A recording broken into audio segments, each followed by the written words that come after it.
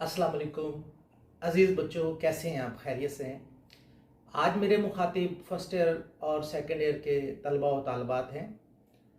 प्यारे बच्चों, आपके बार बार सवालात होते हैं कि सर उर्दू के पेपर का पैटर्न समझा दीजिए, कौन सा सवाल कैसे होगा, किस सवाल को किस तर्ज पर करना है। तो उसके लिए फिर मैंने ये सोचा कि मैं आज आपके सामने उर्दू फर्स्ट ईयर और सेकंड ईयर के सवालात हल करके दिखाता हूँ। आज की जो हमारी एपिसोड है, आज का जो हमारा प्रोग्राम है, इसके अंदर हम सवाल नंबर 3, जिसका ताल्लुक सियाक़ो सबाक, हवाला मतन और तशरीह से होता है, उस सवाल को हल करने का तरीका और उसकी तवालत कितनी होनी चाहिए, वक्त कितना होना चाहिए, लिखने का अंदाज और तौर तरीका क्या होना चाहिए, वही मैं आज आपके सामने बयान करने जा रहा हूँ। आप ज़रा गौर से देखिएगा और इसी के मुताबिक बेटा आपने पेपर करने हैं ताकि बोर्ड में से आप ज़्यादा से ज़्यादा नंबर ले सकें। तो आइए अब हम देखते हैं कि पेपर कैसे तैयार किया जाता है।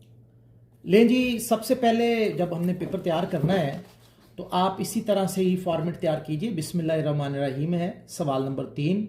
याद रखें, सवाल नंबर 3 दो अज्जा पे मुश्तमिल है, जुज़ नंबर अलिफ और जुज़ नंबर बे। पहले 7 चैप्टर में से एक आ जाएगा जुज़ और दूसरे में से भी एक आ जाएगा। अब आपकी मर्ज़ी है, जो आपको ज़्यादा आता हो आप वो वाली इबारत जो है वो कर लें। इसी तरह आप इबारत का लफ्ज़ लिखें, पहली सतर पर तहरीर लिख दें, बाकी डॉट्स लगा दें और आखिरी पर भी इसी तरह ही आप तहरीर लिख दें। बाद में हवाला मतन में आप 2 चीज़ें दे दें, सबक का उन्वान है और मुसन्निफ़ का नाम है। वैसे तो अमूमन 4 चीज़ें लिख देते हैं लोग, लेकिन नंबर इनके ही हैं, इसलिए 2 नंबर यहाँ से हमें मिल जाएंगे। उसके बाद है बच्चों सियाक़ो सबाक। सियाक का मतलब है पहले की चीज़, सबाक का मतलब है बाद की चीज़। तो यहाँ ये सवाल भी आ सकता है कि किससे पहले की। तो जनाब, इस इबारत से पहले सबक में क्या बताया गया है वो सियाक के ज़ुमरे में आ जाएगा। इस इबारत के बाद सबक में कौन सी कहानी थी, कौन सी बातें रह गई हैं जो बयान नहीं की, तो फिर वो सबाक में हम बयान करेंगे। मगर सियाक़ो सबाक 3 नंबर का है, इसलिए इसके हिस्से भी 3 ही माने जाते हैं। पहला ये कि ये इबारत सबक में से कहाँ से आई है, यानी शुरू से आई है, दरमियान से आई है या इख्तिताम से आई है।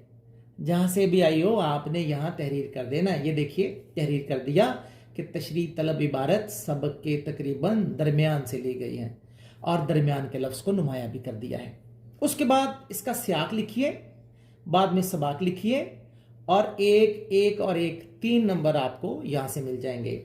बच्चों, आगे हमारा तशरीह का पोर्शन शुरू होने जा रहा है जो 10 नंबर का होगा। ज़रा देखिएगा, सबसे ऊपर हमने तशरीह लिखा। तशरीह के बाद प्यारे बच्चों ये वाला एक पैराग्राफ जो है ये हम इब्तदान लगाते हैं। ये एक तारफ़ी पैराग्राफ होता है।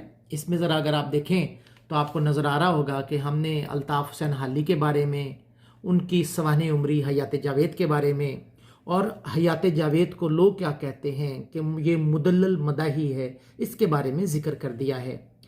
अब ये खाली जगह जो मैंने छोड़ी है इसमें क्या आएगा, तो प्यारे बच्चों इस इबारत के अंदर अगर आप गौर करें तो 5 से 6 फ़िक्रे आपको नज़र आएंगे। हर फ़िक्रे के अंदर कोई ना कोई एक बात होती, कोई एक पैगाम होता है। तो आपने इसी तरह यहाँ तरतीब के एतबार से जो तहरीर में बताया गया हो उसकी वजाहत करनी शुरू कर देनी है।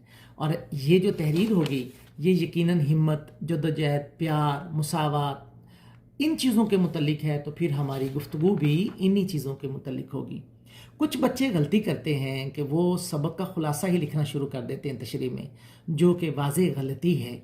बोर्ड की ये डायरेक्शन है कि ऐसी चीज़ों की हौसला अफजाई ना की जाए, इसलिए आप इबारत के मुताबिक ही चीज़ें तहरीर करेंगे। देखिए हमने इबारत से जुड़ा हुआ शेर जो हवाले का शेर कहलाता है वो लगा दिया है। उठ बांध कमर क्या डरता है, फिर देख खुदा क्या करता है। फिर उसी तरह की ये तहरीर आप यहाँ पर लिखते जाइएगा और अगले सफ़े पर भी हम तहरीर को जारी रखेंगे। याद रखें ये इखलाकी, मजहबी, मुआशरती पहलुओं को मद्देनज़र रख के तहरीर लिखी जाती है। अब फिर शेर देखिएगा, एक शजर ऐसा मोहब्बत का लगाया जाए जिसका हमसाए के आंगन में भी साया जाए। सर सैयद थे ही ऐसे, अपने बहन भाइयों, रिश्तेदारों, दोस्तों सबके काम आते थे। पूरी پوری ہندوستانی قوم کا درد ان کے دل میں سمایا ہوا تھا۔ آگے پھر دیکھیے مشہور شعر خواجہ میر درد کا، درد دل کے واسطے پیدا کیا انسان کو، ورنہ طاعت کے لیے کچھ کم نہ تھے کروبیاں۔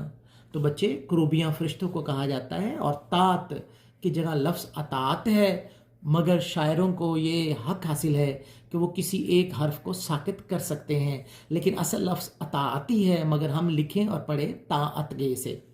بعد میں آپ اسی کو مکمل کیجئے اور اختتامی پیراگراف پھر تھوڑا سا ٹیکنیکل لکھیں گے، جس کے اندر اسی عبارت کو ہی سادگی سے بیان کر دیں گے۔ اور ہم نے بتایا کہ اس عبارت کے اندر سر سید کی ہمدردی، سر سید کی غریب پروری اور انسان دوستی پائی جاتی ہے۔ یوں آپ نے اس تشریح کے عمل کو مکمل کر لیا۔